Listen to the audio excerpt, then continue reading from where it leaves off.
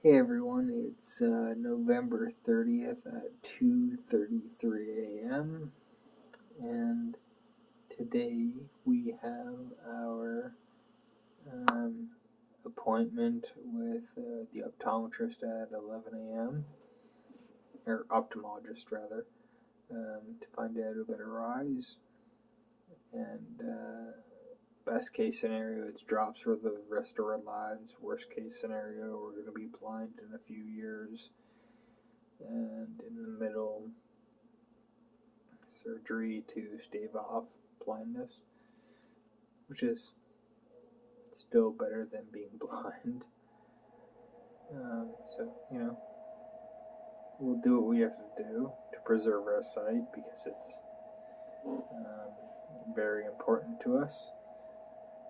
And yeah, that's the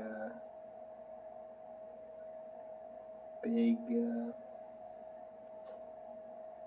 Tomorrow's going to be a big day, and we're nervous. Today because I think it's because of anticipation of today's appointment, but we drank 9 tall boys and 25 cigarettes, so we failed pretty spectacularly. We definitely fell off the wagon.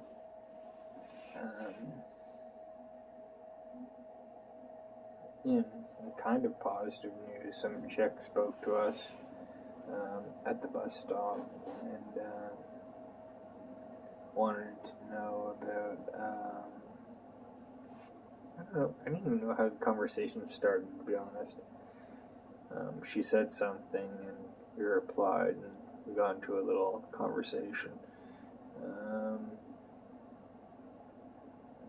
And then she found out that we were 34 and was not interested, but that's fine. On the bus, there was some mention about a shelter, so I think she might be living in a shelter, but still going to school, which is so cool. I mean, I really wish her the best. I hope that, she can overcome her trauma and finish school and make a better life for herself. I really do.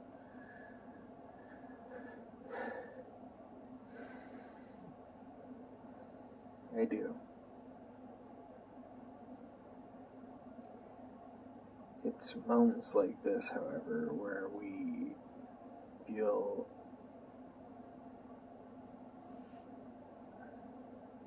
I guess it's one of the few moments that we feel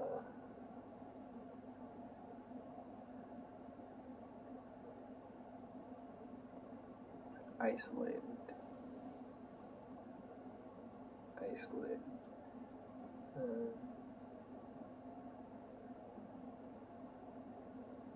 Kind of miss having sex, I guess. Kind of miss having sex with Angie.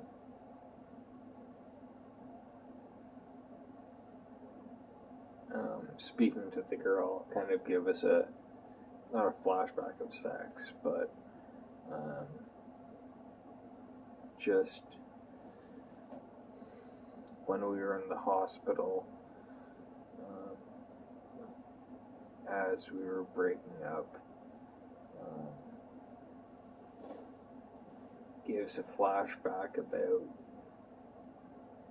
how quickly she moved on and had someone else living in our house.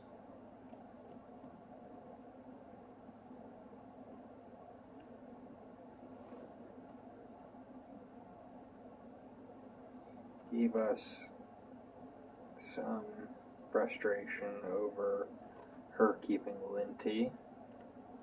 God, we missed that cat. She was such a sweetheart. It reminded us of Inky and Binky. We missed them too. and we missed Nanny and Papa. They didn't know what to do.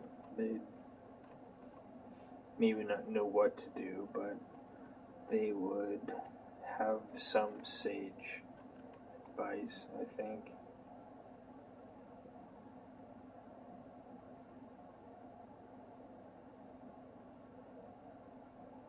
I missed them a lot.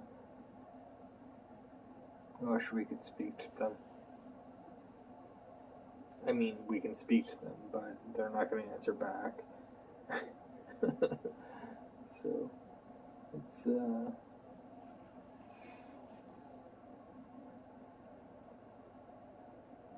Kim and I went to see a movie the other night called The Humans at a little theater called The Screening Room.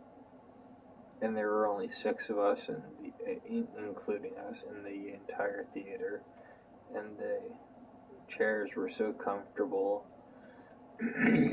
But it was an interesting look at the human condition.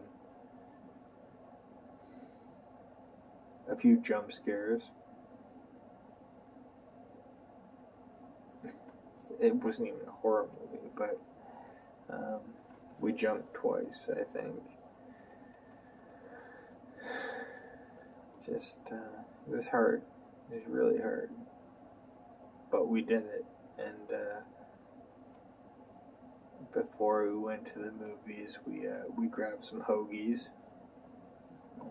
I got a double cheesesteak. She got a cheesesteak. And we actually managed to go into the store, which was really hard, considering that's where some of our physical trauma came from when we got hit in the head. It was hard, but we managed to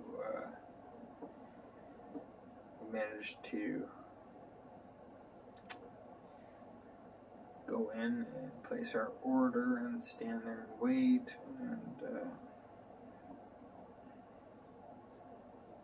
it was hard. It was really hard. I don't know. I mean, when we got hit in the head, we were a coward. Couldn't stand up for ourselves. Now, if the same thing happened, I don't know what I'd do. I don't know how I'd react. I had a confrontation with a guy at the dog park in Gananoque when we took a picture of this guy's girlfriend's license plate because her dog attacked Jack.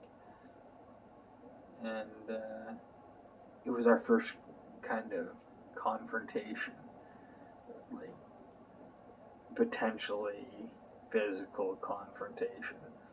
And we were talking like that, you know,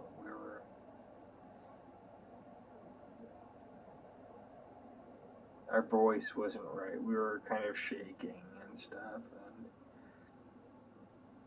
despite that, we managed to stand up for ourselves. And that's not something that's easy for us. So we, maybe our next confrontation will be a little more resilient. Maybe we won't be afraid of physical confrontation. Who knows? In that respect, though, I mean, we did. We stood up for ourselves, and maybe we're finally becoming a man. Not going to be pushed around or whatever. Who knows? Anyway, as I said, I screwed up tonight. on both fronts, and hopefully tomorrow has good news and we don't end up celebrating with booze and cigarettes and stuff.